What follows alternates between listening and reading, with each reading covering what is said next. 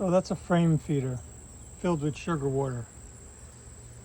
Those white tabs inside is a tube that keeps filling up with dead bees. So what I did, I tried sticks, corks, nothing worked. They kept piling in there and dying like 500 at a time.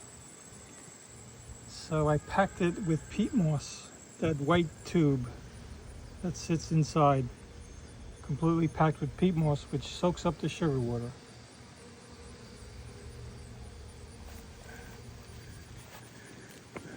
So the peat moss I usually use for the water buckets. They don't drown this way. The bees just slurp up the water.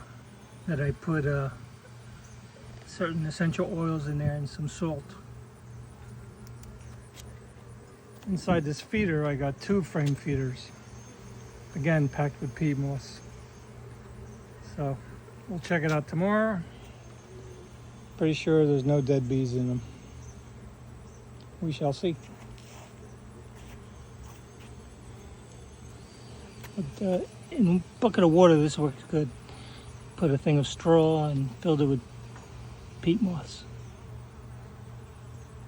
Bees seem to like it.